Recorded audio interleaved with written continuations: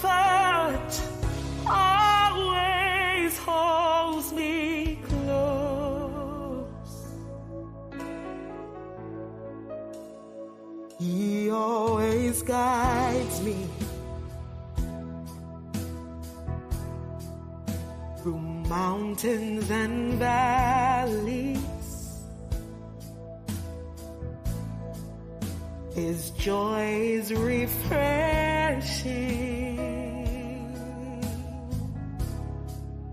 restores my soul. Mercy and goodness give me assurance that I'll see His glory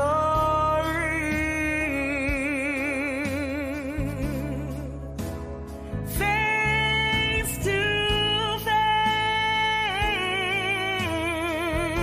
Lift your voice and say, hallelujah, hallelujah. I am not alone. No, no, no. Somebody lift your voice, say, He's my comfort, He's my comfort, always holds me close.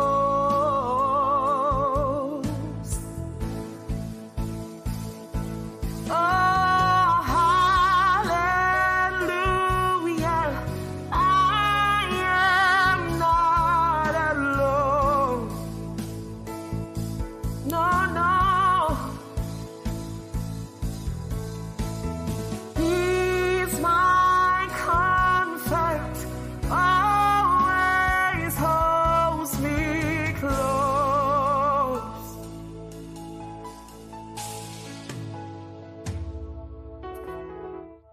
Your spirit lives within me, so I will walk in your peace.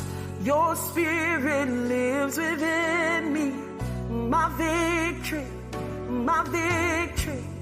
Your spirit lives within me, so I will walk in your peace.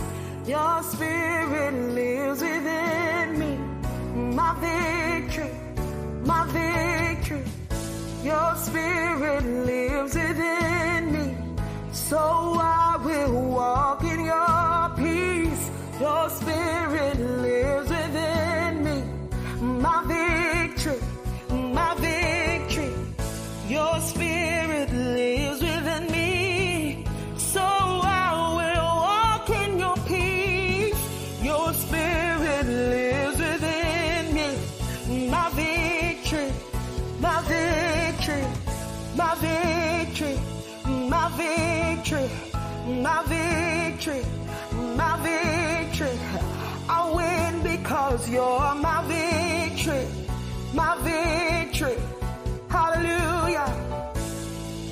Is it your victory today? You are not alone. No, no, no, no, no. Hallelujah. I am not alone. He's my comfort. Always, always holds me close.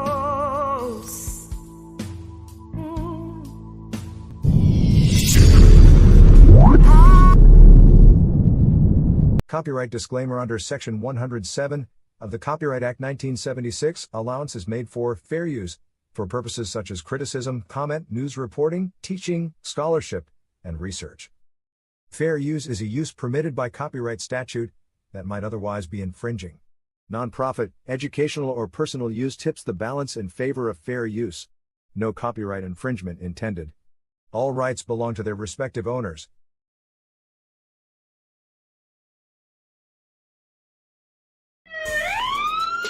This is War Cry.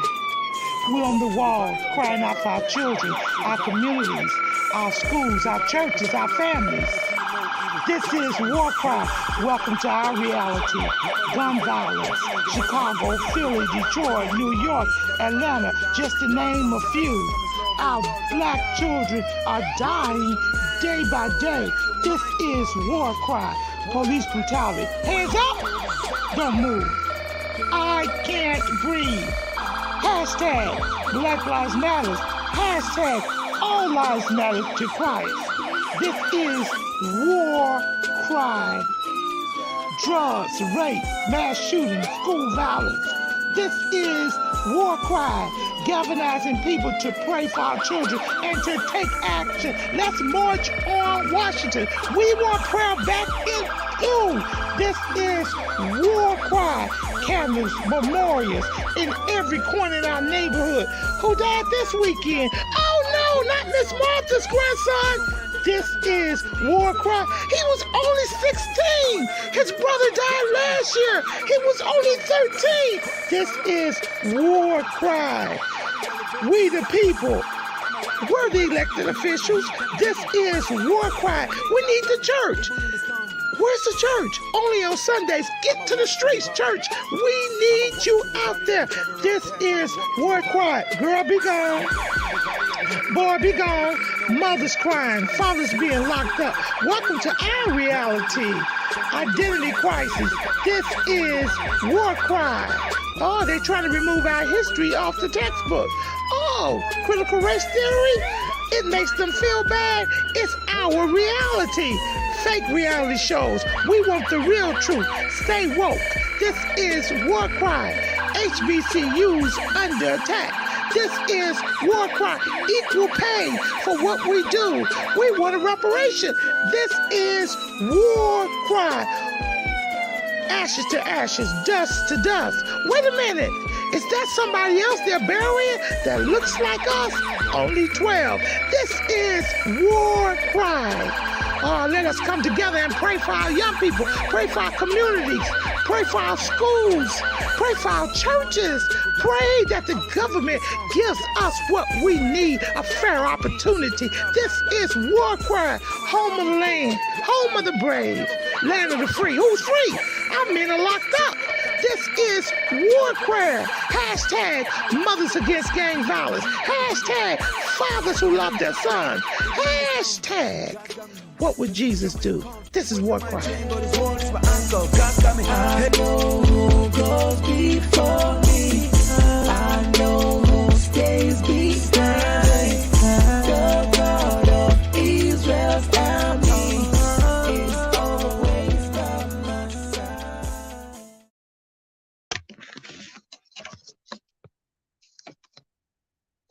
Good morning, good morning, good morning. We are so excited about our guest that's going to be joining us this morning. I don't know if Benjamin Jamison is on yet, but he's going to be on in 5 minutes. He's going to be logging in, and we are so excited about our guest. Good morning, everyone. Good morning. Good morning. Good morning. Good morning, good morning, good morning. Just give us a short introduction real quick. Hi. Okay.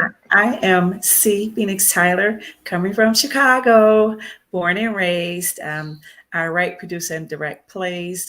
Just stepped into the film industry, and I love what I do. I love who I am, and I love teaching our people about our people. Mm.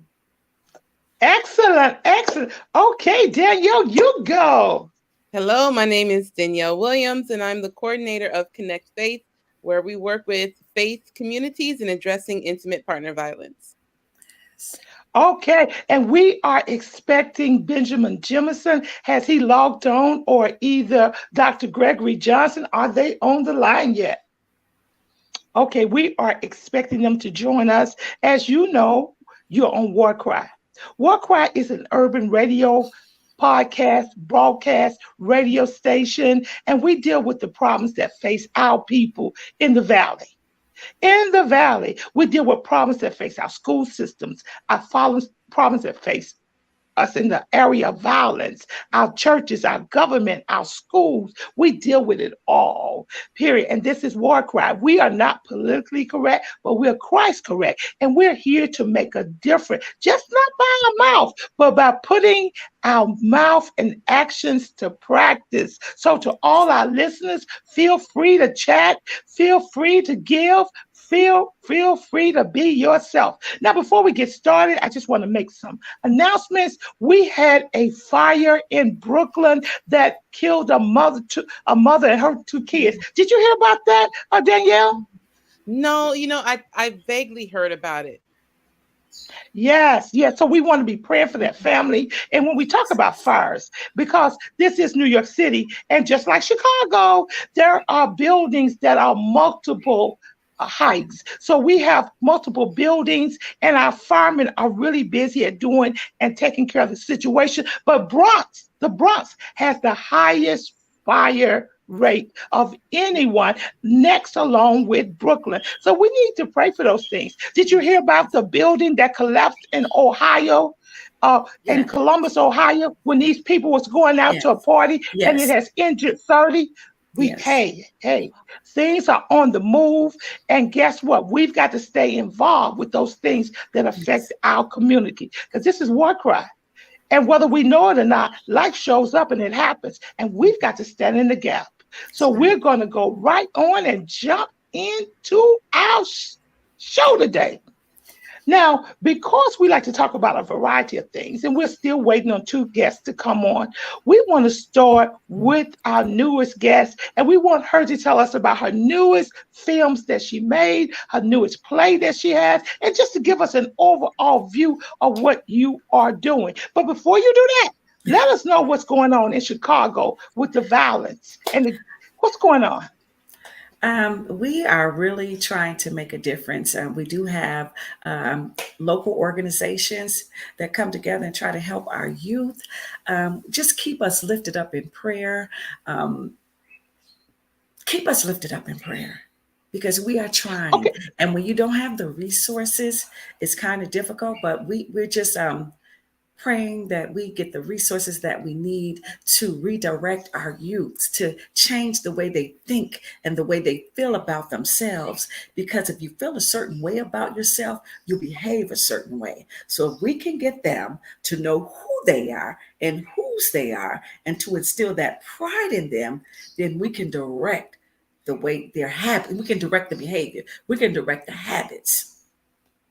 Now, when we look at what our young people are faced with, and we look at the amount of violence, especially Black on Black, and especially when we look at the crime system with what is going on with our young boys, we don't want to leave our young girls out, because guess what? We know there are girl gangs as well. And sometimes the girl gangs could be just as vicious. But the media really controls the narrative.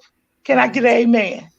And the media puts out there exactly what it wants us to hear. And so it's magnifying or intensifying itself on Black crime. It's intensifying itself on Black boys. But it forgets about the girl gangs. It forgets about how many of our girls have been kidnapped and taken into being slave trade and taken into the life of pornography and things like that. We don't talk about that. Do you know how many young Black girls go missing a day? Yes. Danielle. Yes. Yeah, and I think at the end of the day, we can't look to the media to put that narrative out. They should. But when we start putting that narrative out within our spaces, just like we are today, that is going to be the cue to the broader media that, okay, y'all need to be talking about this too.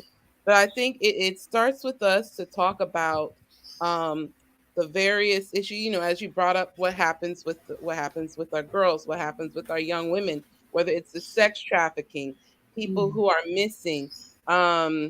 And then also you have the mass incarceration of girls and women, or they call it the school to prison pipeline for Black girls is also a thing. As we talked about last week, the molestation, domestic violence, and sexual assault pipeline to prison is a real thing.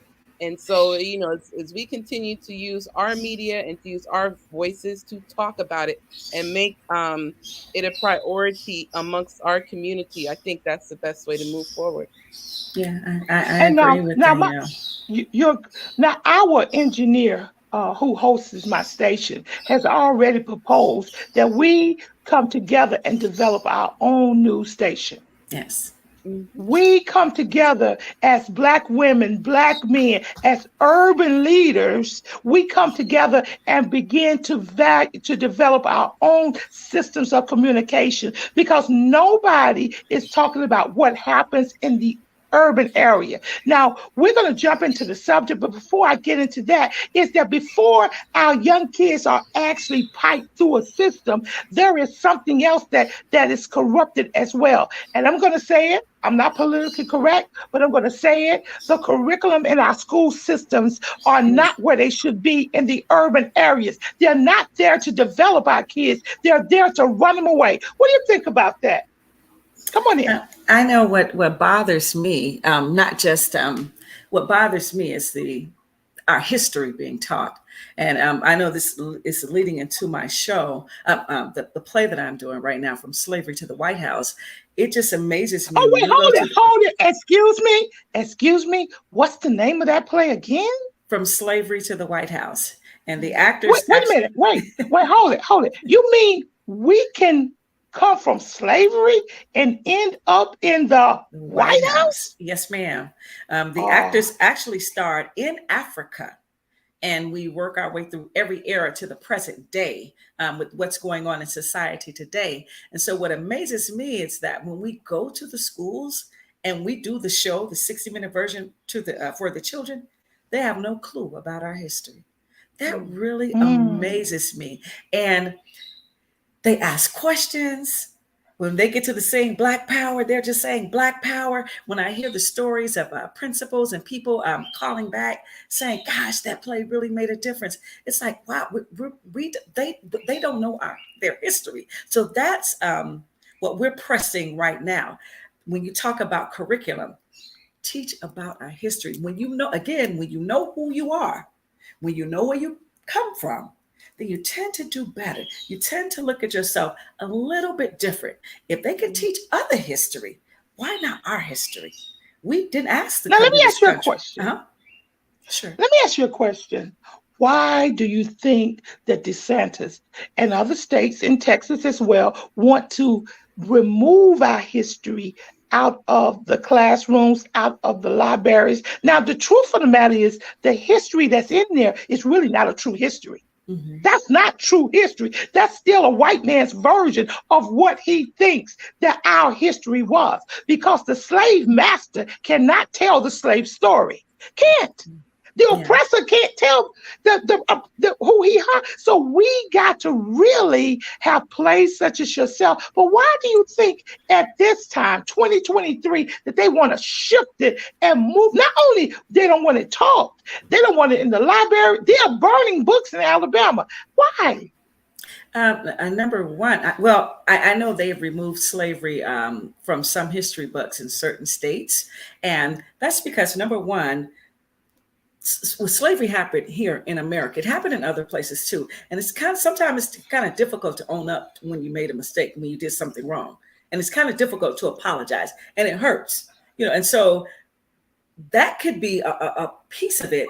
But again, when you teach a person who they are and they know who they are, they become powerful, even more powerful than what they are.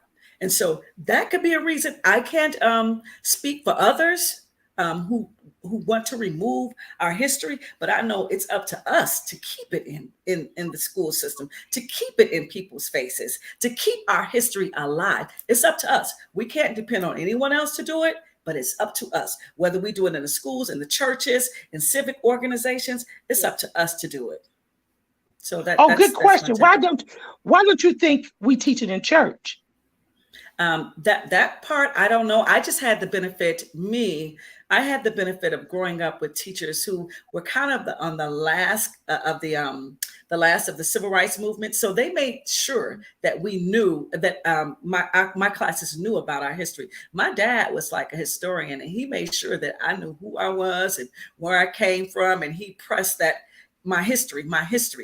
Being a member of the being artist, a resident artist of the DuSable Museum. Even when I was I want to say it was in high school, I learned the history. I knew about Dr. Margaret Burroughs. I knew about Harold Washington. I knew about the people just in Chicago who were great and they were history makers, let alone Shirley Chisholm and Representative Al Green, Sheila Jackson Lee. So it's up to us to do it. We're at this point now where we can't depend on anyone else to do it except us. We have to count on us. Again, just like what Danielle said, even with the media, it's up to us to put that narrative out there and to change it.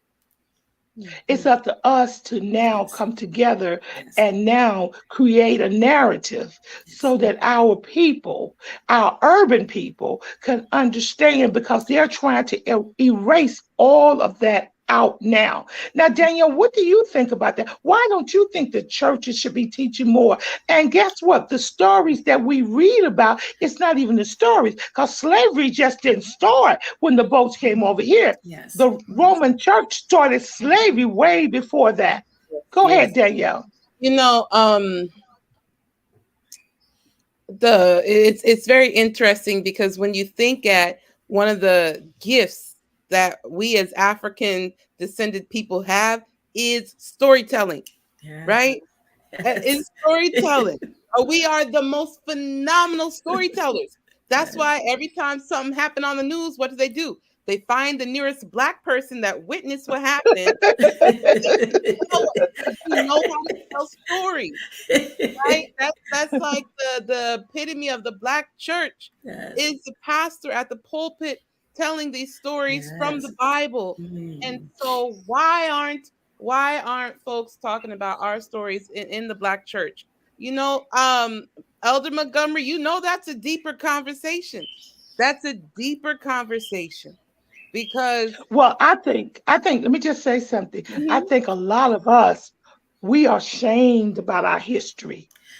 Our history is ugly, and we want to run away from our history, and we don't want it to repeat. You know what the church says? The church says, oh, put it in a sea of forgiveness. Don't talk about it. Don't repeat it. Just move forward. Why are we talking about our history? Let's move forward. That's some of the church's position. Go ahead.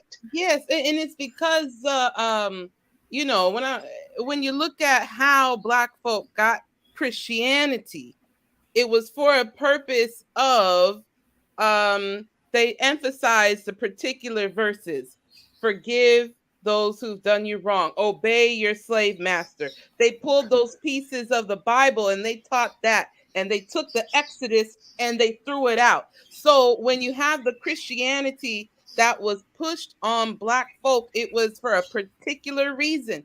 And it's up to the Black church. And then the messages that they gave. And, you know, this is repeated this last weekend, that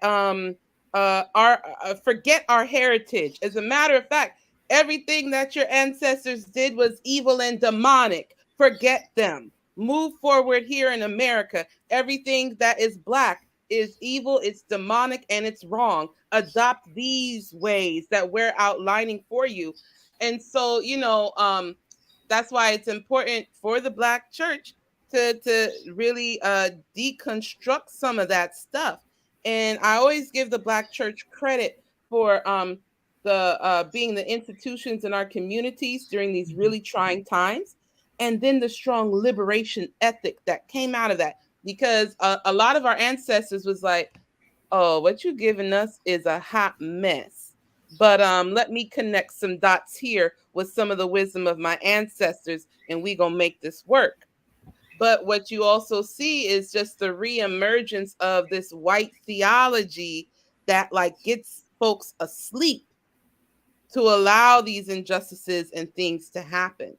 So, you know, I agree with Sister Phoenix. It's gonna have to be us, and we're gonna have to work on some of our minds, because Yes. there's systems. We get caught up in these systems, but it's these systems, but it's also our minds get caught up. Yeah. We all, as Black people, we have to decolonize because we've internalized so much anti-Blackness. Everyone who was born in America, even if you're Black, you're constantly getting anti-Black messages. So we have to deconstruct that out of ourselves, and whichever faith community, I don't care if you're Christian, you're Black Christian, Black Muslim, whatever, you have to deconstruct these things and say which aspects of my tradition are actually being pushed by white supremacists to keep me and my community asleep. Yeah, And, and I go ahead, totally, Phoenix. yeah. Go ahead, Phoenix. To piggyback off of what Danielle said, we do have to change the mindset. And if you don't know your history, I don't care who you are, you will repeat it. And that's one of the things we want to make sure that we don't repeat slavery, and that we keep it in their faces, and in America faces, in the world faces. And one thing I can say is that being here in Chicago, I haven't received pushback from any churches, people coming out to see the show, but I have had people, a couple of people leave the show in the beginning because of the pain. It's hard to deal with pain. We went through a lot. We're resilient. We're still here. We're still standing. We're not going anywhere. We went through a lot. And for people to see the pain is hard to deal And with, see, just in and see what any happened. situation. So And yeah. Phoenix, let me just jump in. We have been traumatized all our lives. Trauma is really in our DNA. Well, and we don't want to admit that trauma is in our DNA, because from the time that we actually was separated in Africa by the Roman Catholic Church, Danielle, can I say it? Roman Catholic Church, the popes, they were responsible for the slave trade. I'm going to say it. I'm hoping no one's on here from the Catholic Church. And if it is, then guess what? Know your history. Know your history. Our history did not start when they brought slaves to this shore. It started 400 years prior to that. There are no records that could even tell us how many slaves were killed. Millions and millions and millions of slaves died before they was transferred over here. And guess what? They was taken everywhere. Brazil is 80% Black. Come on. Brazil is 80%. How do you think the Blacks got to Russia and to some of those? Because they was took as slaves. And I got to say this. I'm sorry, ladies. I got to say this. I got to say this. Can I say it? This is war cry, and we're not politically correct. Over in Ukraine, where President Biden is sending trillions of dollars over there. Did you see how they treated the Black Africans that were studying in Ukraine? They didn't even want them to leave. They pushed them back, would not let them even leave, left them there to die. But yet, this is a country, Ukraine, that has only been established for 50 years. But we're putting trillions of dollars, and we got people in these United States of America that don't have housing, that don't have food. We got kids going to sleep hungry at night, that don't have a place to lay their head. We got kids that don't have computers, don't have books, that are going to school and areas where they have to run in and run out. Come on. Come on, let's just tell the truth in this place here. And it's all systematically put in place by people larger than who we think we see. See, this system is so connected together. And let me tell you something, ladies, it's some Black people that the color of you and I that, guess what, don't want us to make it either. Back at you, Phoenix. Yes. And I'm not as well versed on the Ukrainian situation, so I really can't speak to that. But I want to go back to the state space from slavery to the White House. We've had situations where the students ask questions that are just so mind-blowing to me, that just the simplest things. So even if we just start, not even in school, start at home, buying a book. If we have the libraries full of books about our history, if a parent just takes his or her child to the library, a book about our history to give them some type of foundation, a book about role models, the parents are the first role models, the first teachers. And so one thing I noticed, one we can't put everything on the school system. Everything starts at home.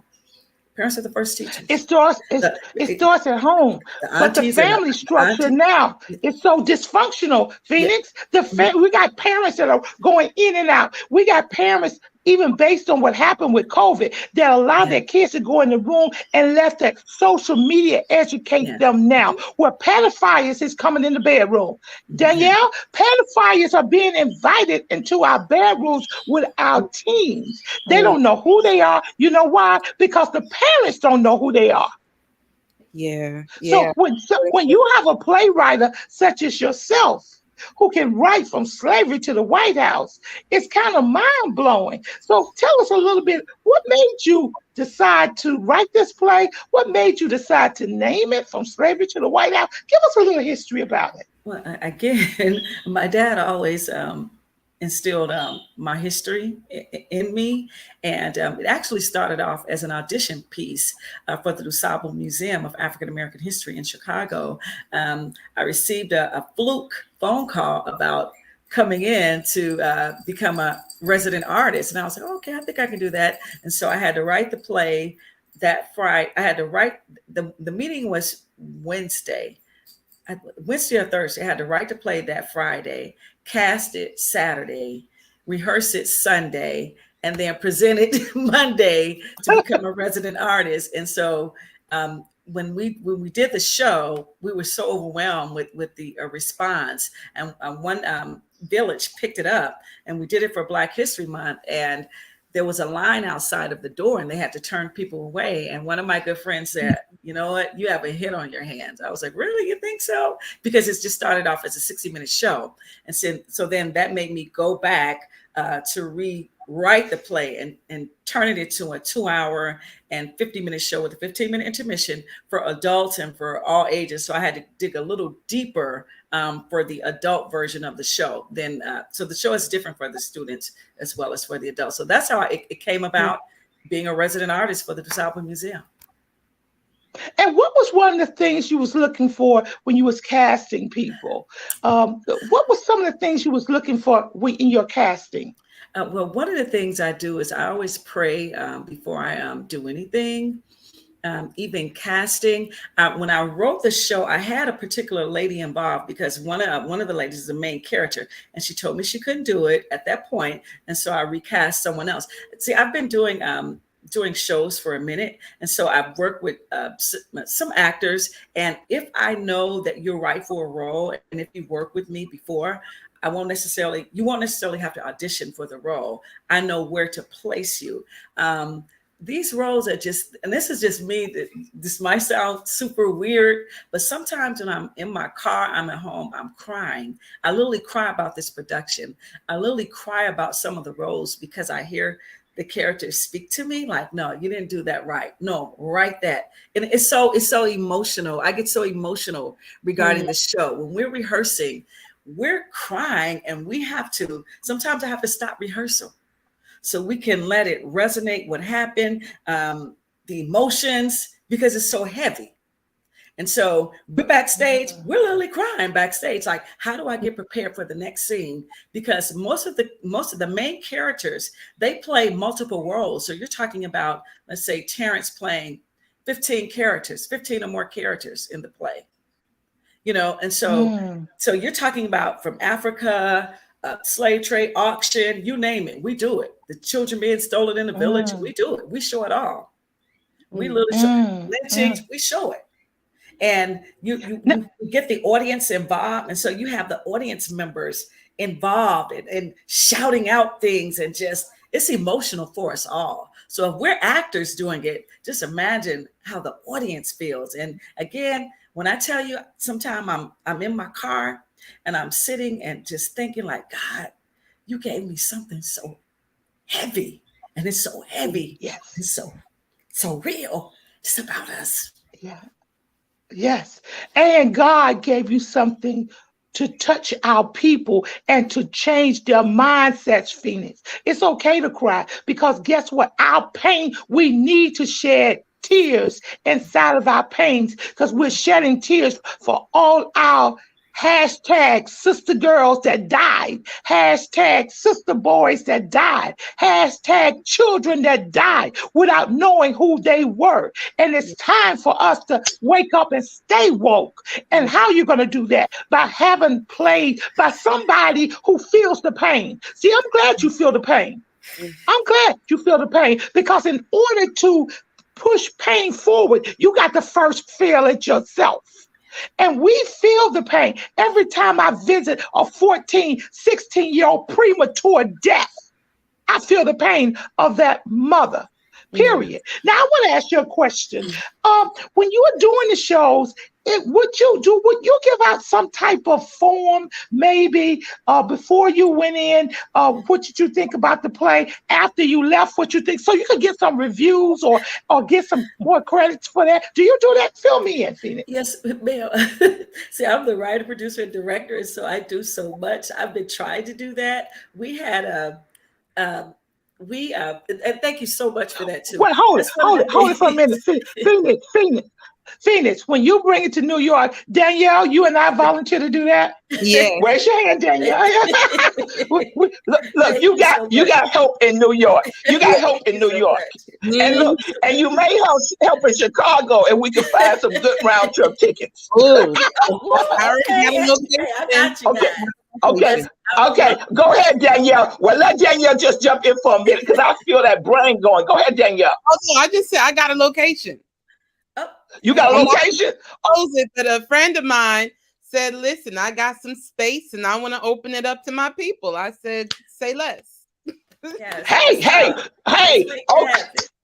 Okay, so we're going to make this happen. We're going to become a part of this production. We're going to move this thing around the world, and outside it's going to be international. Yes, we're going to move it. So you just got 2 more cast people here, and we are spiritual. Thank you. Yes, thank you. And this is War Cry, and we are broadcasting from New York.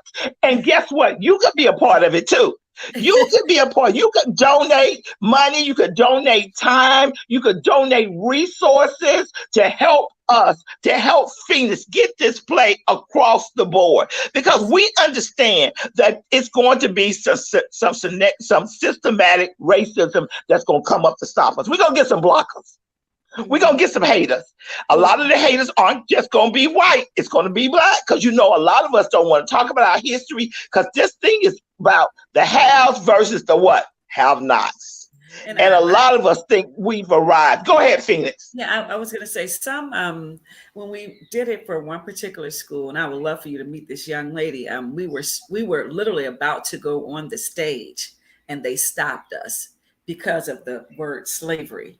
And they were afraid of it, afraid of what they had no idea what we would do. And so we were able to do the show weeks later, but they were afraid of just the word slavery and the things that might come out of it. And it's a very positive play. We don't just stay in slavery. Again, you see the progression and the resilience of African Americans in America. And it just makes you, it's very empowering, and it makes you proud to be who you are.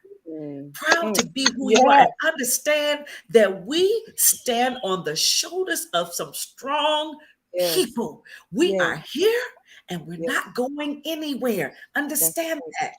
It comes from us. And so it's us who has to go back and pull our people. See, it's left. God put that in our hands and our resources to do that. Danielle, at you. What you think, Danielle, what you've heard about Phoenix and her play? I mean, it's just powerful. I'm over here and I feel it. Like the shoulders that we stand on. The shoulders that we stand on. And this is why we pay homage to our ancestors. Right? So it's like when I think of us and I think of our story, I never really understood why people get ashamed by the word slavery. I don't know. When I was growing up, my mom said, hey, your great-great-grandparent was enslaved. That's right. Okay? They were enslaved. And then when they got free, they bought land. that has been in our family for over 100 years. Yes. And you know what? That white man would try it, but they could not with our family. And she told me, your grandpa fought in Vietnam War in the midst of Jim Crow. You know, and so my mom, she's telling me these stories so she understands whose shoulders I stand on. And for me to be clear, because you know what? That's to whom much is given to us, much is required. Much is required. Much is required for everything that our ancestors went through, that they fought for us. They fought for our survival today, for us to be able to do what the opportunities that are here. Like that's what I take from the story. Yes. Is that much is required of us to honor our ancestors. And so, you know, there's multiple strands. So yes, we're going to continue to make these systematic changes. Yes. But the opportunities that they fought for us, we need to pick them up and see everything that we can possibly seize with what their blood, sweat, and tears fought for us today. Yes. And so I look it's two-pronged. We got to continue the fight for the systems, but you know, there's some pieces also that we could do a bit better job picking up. Yes. Picking up these opportunities and leveraging it to the best of our ability to lift ourselves and our people up. Yes. And so when I'm not ashamed that I am a descendant of an enslaved African in America. That's right. That's right. So proud. Yes. I am so proud. Yes. Okay. Yeah. Yes. Survived. Yes. Yes. Yes. All of that. You've got to be a special kind of person to survive that and to bring your descendants to where we are today. So for that, I am proud. And I'm proud of being descendant of enslaved people. I'm proud of our African heritage as well. Yes. And I also think when we think about us as African Americans, what I think we, in addition to what we're doing here in our home, I think we have something to teach the world. Yes. I really do. The experiences that we have gone through, I think we have something to teach the world. And we're unique. And I'm talking about African Americans. I'm talking about Caribbeans. I'm talking about everybody in the diaspora. Everybody in the diaspora, we have something to teach the world. We are mixed with so many African tribes, so many African peoples. So we know what it's like to, okay, you from this group, you from this. Okay, well, we just gonna have to get together and survive this thing. Yes. Tribalism, and we're gonna put it to the side. And we're gonna put it to the side. Hey, I love it. Because I think this is an opportunity. This is a teaching moment for the world. Yes. This is a teaching moment for the world. Yes. Most people say when you ask them, especially the African Americans, because we don't have really a place that we identify with. Our Caribbean sisters and brothers, they'll say, I'm a Jamaican American, but I'm from Jamaica. We say I'm an African American, but I'm from the South. Right. I'm from North Carolina. We can't even identify. An Irish American can say, I am an American, but I'm from Ireland. So we have no country to really identify with, period. And that has been a disconnect in who we are. I was just born and raised in Chicago. I'm from Chicago. Well, what happened before that? Well, I really don't know. I'm just here. No, baby, you're not just here. You came from somewhere. You came from a group of people that was proud. Kings and queens, baby. They brought you over here through resistance. You fought not to come, and they brought you here, and they beat you, and they killed and lynched our women and families because we were strong. Right. The Native American Indians could not do what we could do because we were strong when we were in Africa. So we need to really put that down. I mean, the black on black crime, that's connected to tribalism. We just don't understand that. We don't understand why so much black, because it's in our blood. And we've got to teach that who we came from. And our young men don't understand that they are hanging in gangs. That's tribalism. Gangs is a form of a tribe. And we're not teaching them that. The Jews, they teach their history, oral Unapologetic communication.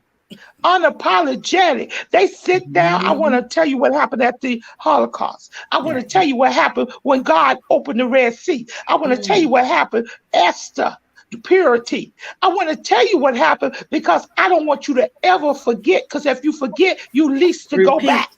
We repeat it. We don't do that. We want to say, well, you know what? I don't know why we're talking about all that kind of stuff. I made it. So I made it. I went to school. We want to be like, no, let me tell you something. I'm going to say it, Phoenix, and then I'm going to let you talk. Clarence Thomas, you made it on the shoulders of a slave. Clarence Thomas, this is for you, Supreme Court Justice. You didn't just make it on your own. Now you crossed over because you married somebody that was not looking like us, that didn't push you out. But guess what? You made it on the shore. Equal rights opportunities helped you get to Supreme Court. Don't think you made it because you were smart, homeboy. You ain't that smart. Finish that you. You're right. We all made it on the shoulders of African Americans. Again, like we talk about in the play, we built this country. So many inventions came from us. But for us to build America, to make it what it is, and just recognize it. It is what it is. It's okay. It is what it is. And again, some African Americans don't want to deal with pain. And again, like we were talking about trauma. Trauma is very difficult to deal with. And pain is very difficult to deal with. All of my plays are deal with social issues that affect us. Now tell us some more. I'm sorry. Give us some more of your plays you wrote. We just don't want to stick with it. Give us some more. Well, we have child support. And child support is about supporting the child socially, economically, emotionally, and physically. And it's not a male bashing play because 2 women get served child support papers as well as 2 men.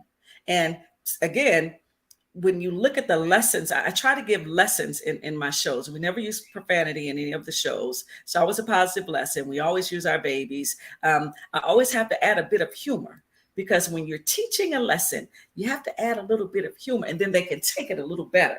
Because if I'm just pushing you, beating you in the head with the lesson, that's it's like, wait, that's enough. I don't want to hear all of that.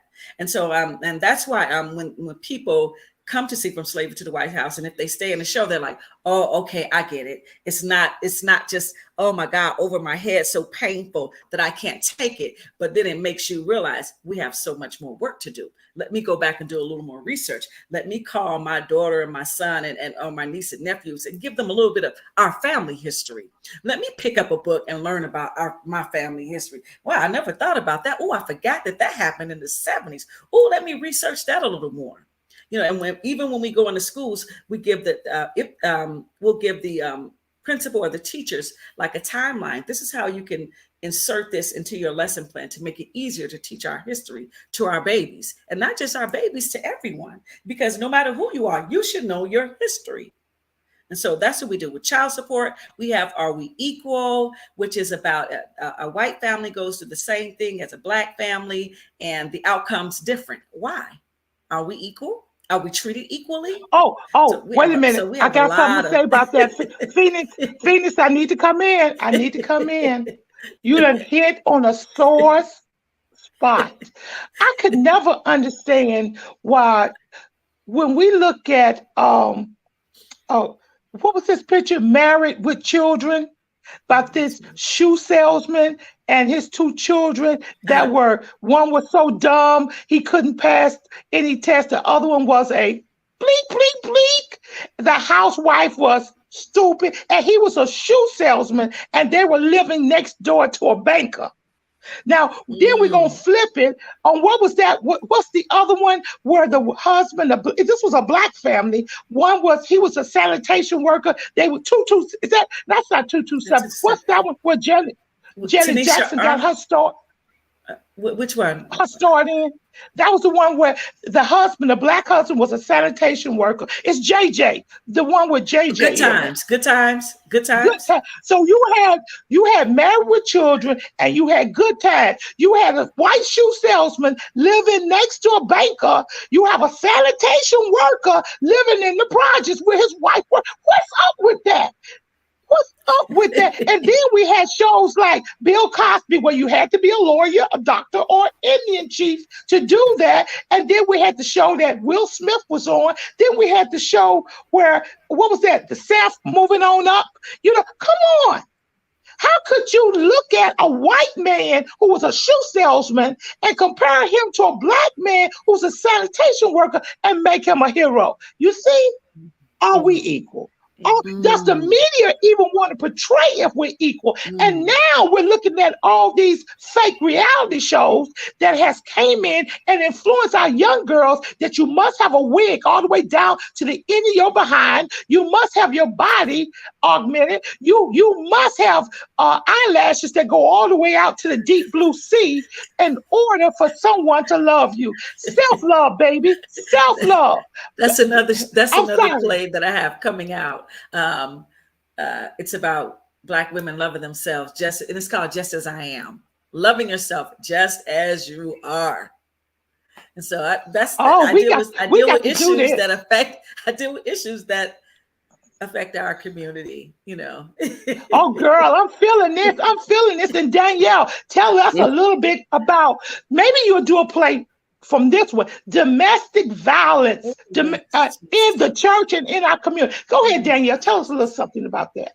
Yeah, well, one of the things that we do know is that our community is heavily impacted by domestic violence. We do have some of the highest rates across different groups. And, and we talk about it in light of this history, it compounds the situation, right? Because it compounds the situation as to why I think we may not, we struggle to address it in the community. Because if our community is already looked at as a problem already, then we don't want our dirty laundry out there. So what happens is we don't talk about it. And then when we don't talk about it because we don't want the dirty laundry to be seen, it compounds and it gets worse. So, it makes it much more difficult for survivors within our communities to address the situation, to get the help that they need, and also to just be believed and supported.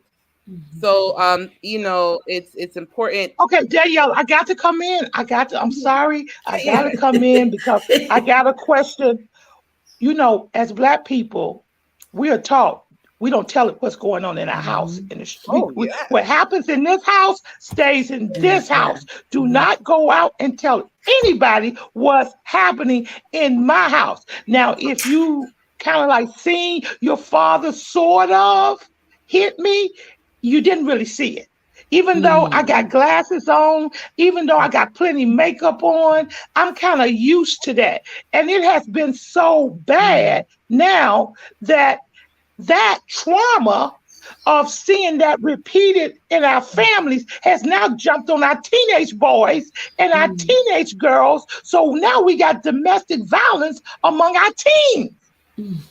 Period. Go ahead, Danielle. Well, and I was just gonna say, in the we don't tell what's going on in our homes. That's a challenge. But then also, who are you going to tell? Are you going to tell those officers that are over here beating and killing us and not helping survivors when they need help? Are we going to tell there's the challenge. The pastor. Are we going to tell our pastors? Are you going to tell the pastor who sometimes, there's challenges in addressing it? Like, how do you know? Like, if your faith community, your congregation, your church, that is the area of your number one support for many Black women. It's a huge source of support. So if you go and share and you don't know which way that your pastor is going to come, address it, it could be devastating, right? Or it can be the beginning of transformation. Mm. The work we do at Connect is trying to equip clergy and faith communities so it Yes. could be the beginning of transformation Yes. and not alienation. Mm. And so, I just wanted to share that.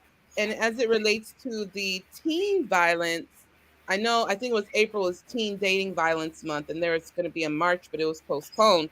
But we're seeing are you familiar with Blueface and Chrissy and Rock?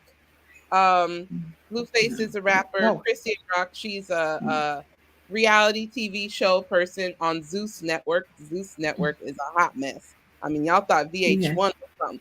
Zeus Network, it just shows Black people fighting on every single show. Oh, wow. And Wow. we're seeing the financial, emotional, and then the physical abuse that's happening between Blueface and Chrissy Ann live on television, on reality TV shows. And it's Yes, let me come in. Let me come in. Let me come Yeah. in. Live on reality TV shows. The Yeah. media is giving us the narrative of what our young people see and hear. Drill rap music is giving us the narratives of what our young kids, they're calling women bleak, bleak. They're calling women bleak, bleak, bleak. They're telling them to suck my bleak, bleak, bleak. They're saying we can have multiple partners at one time. This is why we have to have shows like War Cry and Jesus. us being on here to get this narrative out Yes. worldwide. Worldwide. This is another reason we need our own station, because guess what? It's time for the urban people to move up to the mountain and the mountain people to come down. This is not a cute thing to talk about. As Phoenix said, it's painful. I was crying. I was like, oh my God, I feel bad because I feel the pain of that woman named Claire Barnett that was hung, that was lynched, that was torn from her family during slavery and lynched in front of her children. And guess what? Her head was decapitated. Guess what? We got to learn to say their names. It happened. And guess what, Phoenix? And guess what, Danielle? It's still happening because our kids' bodies are being sold for organ parts. Nobody looks for a Black kid like they look for a white kid. I don't want to go into that. I'm going to be nice. Go back, pull back, pull back, pull back. Be nice, but we're not politically correct, ladies. We're Christ correct. And Christ was social justice. See, Jesus came to set the captives free. And we need freedom among our people. Free minds, free way of thinking, free enterprises. We're entrepreneurs. We're creators. Women, men, we can all do it. Our men that are locked up in prison, we need to retrain them when they come out so they don't do the repeated cycle. And all of them are not locked up. They're all not locked up. I don't care what the media says. Right. We got good Black men and good Black women. We're doing a lot of things out here. But what do we need? What do we need? We need for those that have made it to come back and help us who are down here now on the urban area trying to pull up people. Give us money. Give us money, Jay-Z. Give us money, Mike. Give us money, LeBron. I know you're doing a lot of civic things, but we need your help. We need your faith at the beginning of what we're going through. This is war cry. I'm sorry, ladies. Sometimes I go off like this. And guess what? I don't apologize. Back at you, Phoenix. I was going to say, we have to learn how not to be on the defense, but the offense. Because when you're on defense, you're blocking, you're busy every day, you're blocking, then you can't create. You can't think. That's right. You can't come up with that business plan or what should I do? Oh, this is a great idea, because you're so busy fighting. I mean, just like basketball. On defense, what are you doing? You're trying to protect, trying to prevent that other team. Wait, I'm sorry. Keep the Knicks name out of your mouth. I was gonna say anything. I was gonna say any team basketball name. is a. Notice I didn't say any team name. No, basketball is a touchy subject with New York right now, okay? So just don't give another illustration. Stay away from basketball. No matter. We have our teams here in Chicago. If whether they win it or lose it, I'm still a fan of my Chicago teams. But just in any sports, when you're playing defense, what are you trying to do? Trying to prevent that other team from scoring on you. So you got African Americans trying to protect yourself. But when you're on offense, what are you doing? Oh, you see options and opportunities. So, and that's how we should be able to see options and opportunities and ways to do this. And that's how we're trying to get our youth to be. We're trying to get them because you know what? I'm going to tell you something. Our youth in our urban areas are always in the survival mode. Yeah, defense. Yeah. Defense. We're always defense, trying to survive, trying to hustle, trying to make it, trying to do so, trying to get out, or trying to live in. See, we either trying to give out, or we get out, or trying to live in.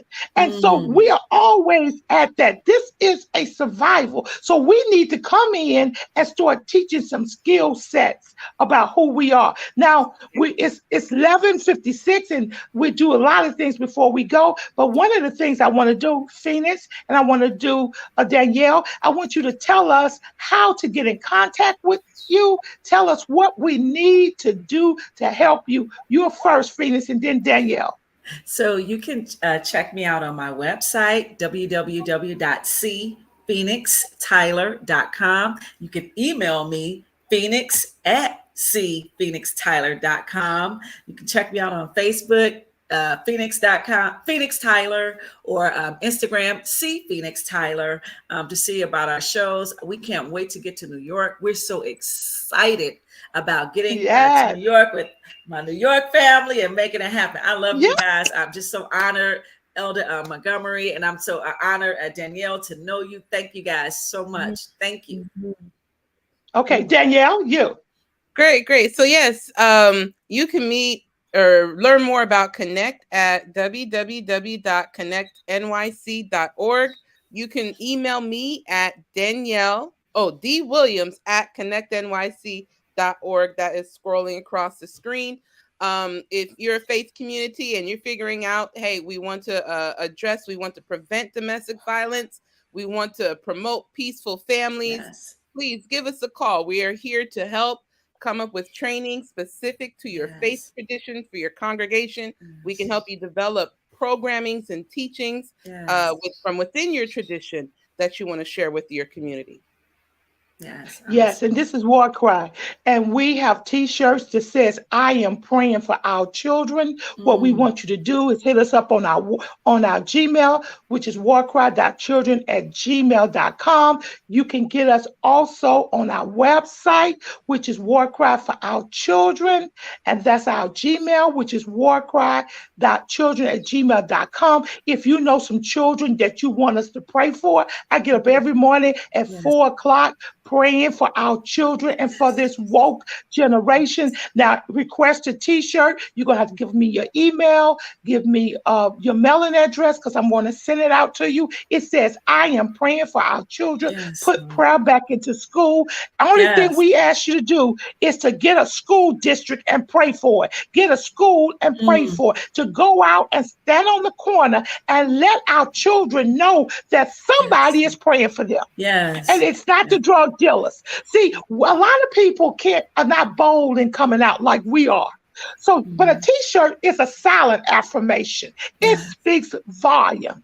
I am praying for our children. Put prayer back into school. Prayer is not taken out because the parents can pray for their children and put prayer in their children. We want to march. We want to have thousands of people with t-shirts. We want to take this land by any means necessary. Warcry.children@gmail.com. Let me pray for those people, those children. I'm getting up every morning. Prayer makes a difference. Send me your size and your address, and I will send you a shirt. There's only one thing to it. You must tell me what school district, what school, what crossing place, crossing guard section you're praying for, because we want to get you out of the building into the streets. This is war cry. Now, before we go off the air, this is what we do. We always think of one word. Which one word would you like to leave our audience with? One word that can influence and change a generation. One word.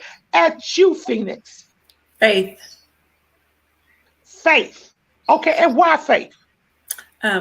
Because you have to believe in something and believe that you can change. Things can change. Keep the faith no matter what things look like.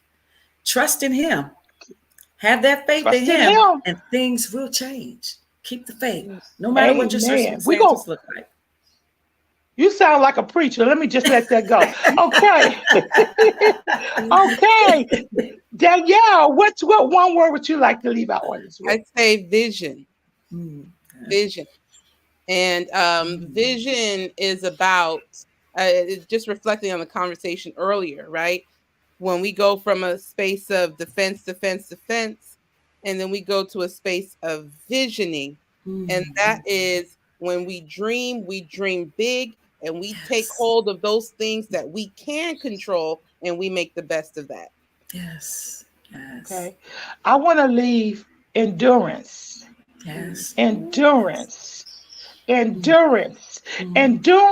to move forward, understanding what's behind us. Endurance not to let any obstacle stop us. We're in this together, and this is War Cry. I thank you, ladies, for joining me. This has been a great show. Yes, we're going to get back together again. Yes. You're coming to New York. Danielle, we got to make it happen. Yes. We got to make it happen.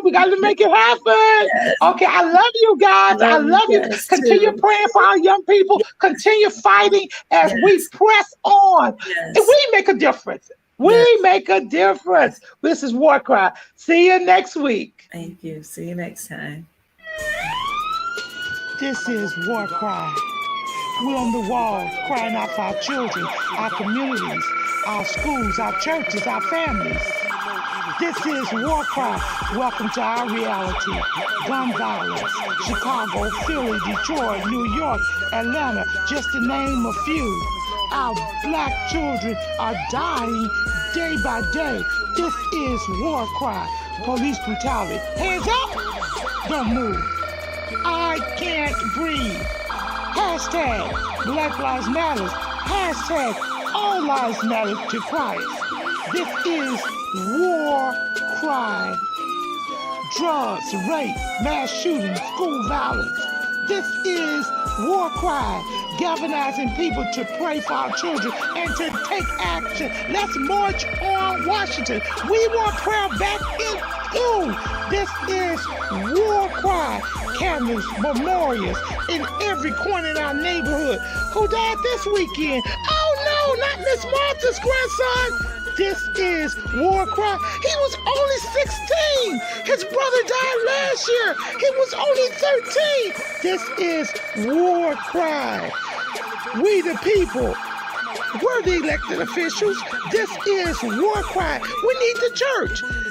Where's the church? Only on Sundays. Get to the streets, church. We need you out there. This is War Cry. Girl, be gone. Boy, be gone. Mothers crying. Fathers being locked up. Welcome to our reality. Identity crisis. This is War Cry.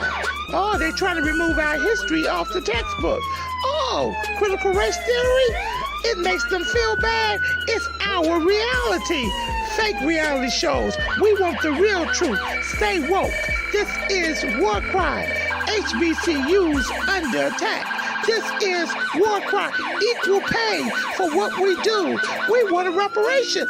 This is War Cry. Ashes to ashes, dust to dust. Wait a minute. Is that somebody else they're burying that looks like us? Only 12.